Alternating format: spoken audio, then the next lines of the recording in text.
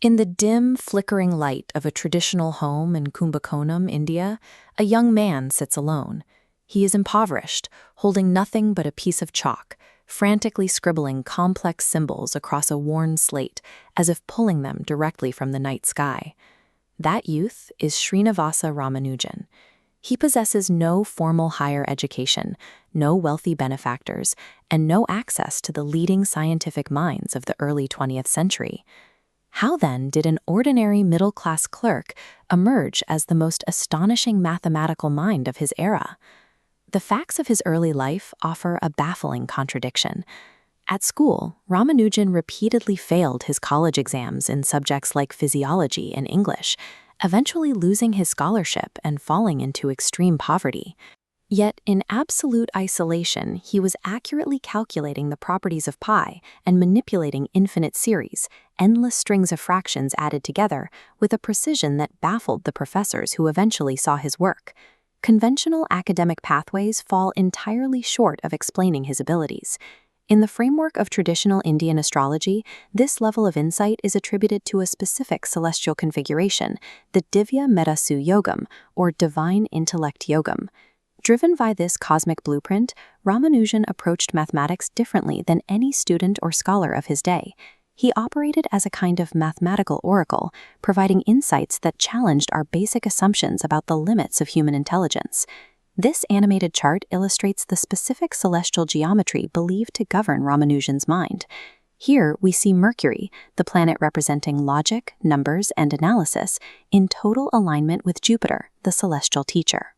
In practice, this meant formal instruction was entirely unnecessary for him.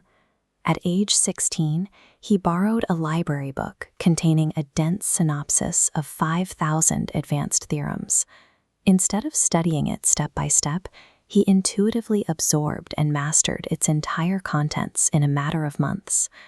But his chart contained an even more potent spiritual dimension.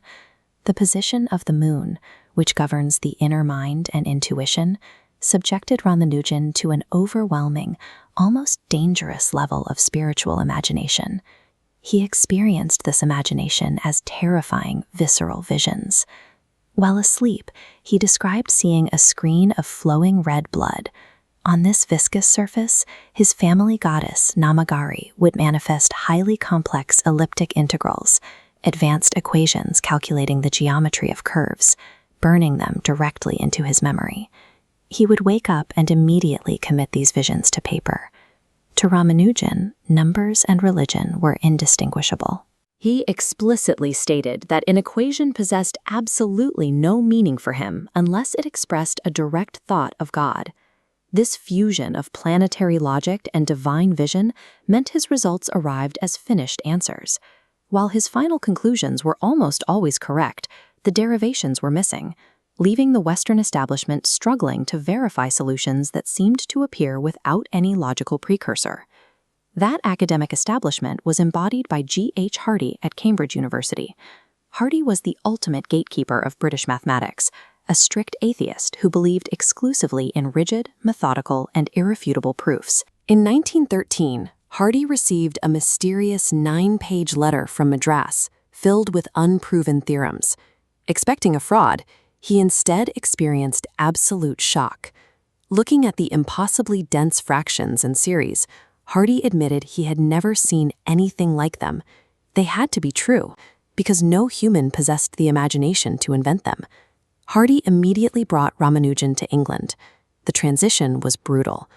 Arriving at the freezing gray courtyards of Trinity College, the Orthodox Brahmin was thrown into severe physical and cultural isolation, struggling to translate his divine visions for the conservative British elite. The working relationship between the two men was a massive epistemological collision. Hardy spent hours demanding rigorous, step-by-step logical proofs to justify the math. Ramanujan, meanwhile, found the requests confusing. He already saw the final answers clearly in his mind and could not explain the middle steps. Despite this immense communication barrier, Ramanujan's output at Cambridge was staggering. Working alongside Hardy, he independently compiled nearly 3,900 novel identities and equations during his short time in England.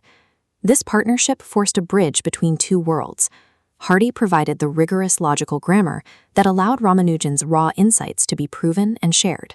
This collision turned unorganized visions into the definitive papers that launched a mathematical revolution. But the same astrological chart that granted his intellect also contained destructive forces. The positions of Saturn and Rahu in his chart dictated a destiny of deep isolation, relentless obsession, and immense physical suffering. In England, these forces manifested violently. Wartime rationing and his strict dietary requirements led to severe vitamin deficiency. He was confined to a sanatorium, misdiagnosed with tuberculosis, while an untreated case of hepatic amoebiosis quietly destroyed his internal organs. Compelled by his failing health, Ramanujan returned to India in 1919. His body was deteriorating rapidly, yet his mind never stopped. Even on his deathbed at age 32, his widow recalled him frantically filling sheet after sheet of paper and slate with new numbers. 56 years later, in 1976, mathematicians discovered an 87-page bundle of these final scribblings, now known as the Lost Notebook. Today, those exact deathbed equations are used by modern physicists to calculate the entropy of black holes and map the multidimensional spaces of string theory. A famous story illustrates Ramanujan's relationship with numbers. When Hardy visited the hospital, he remarked that his taxicab number, 1729, seemed dull. Ramanujan instantly replied, "It was very interesting. It is the smallest number expressible as the sum of 2 cubes in 2 different ways, 1 cubed plus 12 cubed, and 9 cubed plus 10 cubed. He didn't have to calculate that on the spot. He simply recognized the number's properties instantly." As Hardy's colleague J.E. Littlewood later noted, to Ramanujan, every positive integer was one of his personal friends. Ramanujan perceived the living soul of numbers. He did not merely study the rules of the universe, he embodied them. While the world may recognize true divine genius late, the insights he scribbled on slates and scraps of paper remain the foundation for how we map the